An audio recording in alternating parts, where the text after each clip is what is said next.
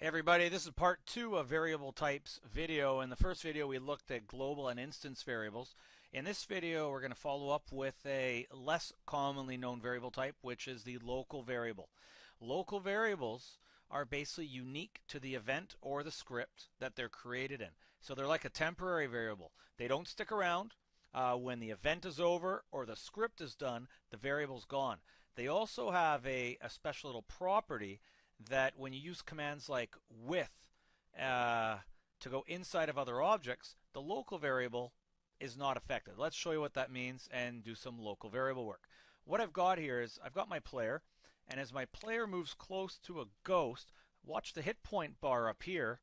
The hit point bar is going to go down. So just getting close to a ghost hurts me. And the closer I am, the more it hurts. So you can see there's the ghost gets close. There's a slow drain.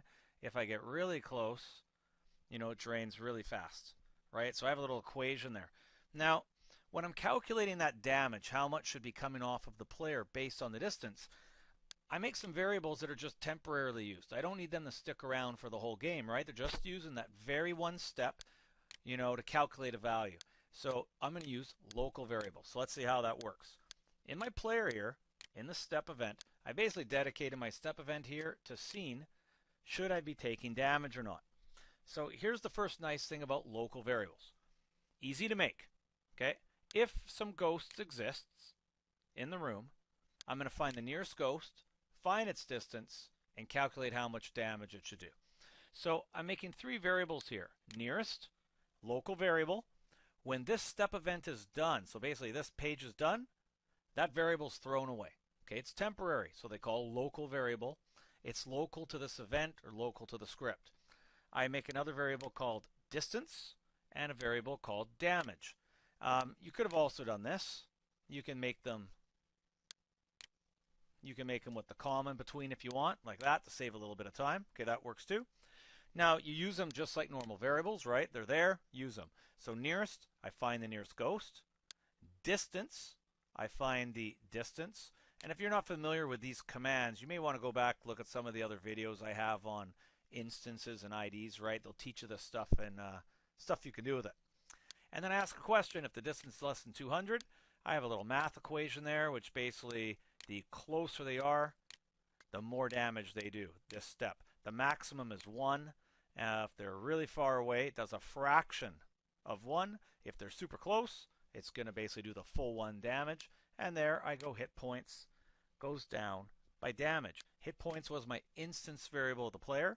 And remember, I am coding in the player, so I can use hit points, and I subtract that local variable. When this ends, I'm done here on line 13. Basically, those three variables, nearest, distance, and damage, thrown away. They don't occupy memory anymore. They're gone. It also tells the programmer reading your code that these variables are not anything permanent that your program's going to use later on. It lets them know you're just using these to calculate stuff temporarily in the short term here, and then they're thrown away. So that's one important part of the local variable. Okay, it's part of a coding style, a little bit of a memory efficiency. If I had done this, let me just take that out. If I had done this, basically what that does is that makes an instance variable, and that damage variable now sticks around forever. Right? So if that's not what you want to have happen, then don't make that happen. Use the local variable, okay? VAR. Now, the second powerful thing about this is sort of the scope, how the variables work. Usually when you're using the with statement, so I'm just going to take this out right here. This is going to be a different section of code. This one took the nearest ghost, and that's the one that caused the damage. What happens if you wanted all the ghosts to cause damage to the player? So if there's 4 ghosts, then all 4 ghosts combined, what are they going to do? Well, that's what this little routine here is, and it's going to show us a great use of the local variable. So what I'm saying here is I'm saying with ghost, which means every single ghost is going to run this code. Okay, so if there's 10 ghosts, all 10 ghosts run this code. What ultimately I need to do is I need to damage the player. Now, the problem is if I put this here, hit points minus equals, let's just do this, hit points equals hit points minus damage. If I give that a run, the thing is, this code is being run by a ghost. A ghost has its own hit points. I don't want their hit points to go down. Even if the ghost didn't have their own hit points, I want the player hit points to go down by damage. Now, one thing you could do this. You could say oPlayer.hit points is oPlayer.hit points minus damage. This will work. It's a little frowned upon, though, when we have the alternative that I'm about to show you. Okay, so let's not use that alternative, and let's do this instead. Since the damage variable is a local variable, it actually doesn't matter whether you're inside the ghost object or whether you're outside the ghost object here in the player in this code. The damage variable is accessible here and in here. Okay, it just works. If you give this a run right now, I don't know why this keeps popping up so weird like that. There we go.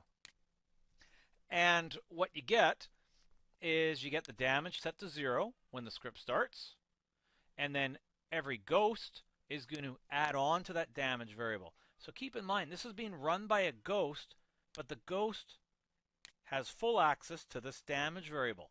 There's no problem there, okay, because it's a local variable. And so even though the ghost is running it, it can still see the variable. Okay, the scope is this page of code, basically, or the event. Once all the ghosts have run this code and modified the damage variable, which keeps going up, right? Each ghost will add a little bit of damage to it if they're close enough. Then I'm out of the with statement, right? So I'm not inside the ghost anymore. Now I'm inside the player step again. I'm in player step, and the player says, hey, hit points. Player has hit points. Go down by the damage variable. So this is a really nice use of the local variables. Just to sort of emphasize again what I could have done here, I had mentioned that it's not the greatest always to do this. Even if there's only one player, doing that isn't the best. Naming the object and then accessing its variable. I could use local variables here. I could say X position, Y position. I could say X position is X, Y position is Y. Now this is the player talking. I'm in player step, right? So XP is the player's X, YP is the player's Y. Right here, I could say XP and YP. These are local variables, and on this page of code, they can be used. So XP and YP.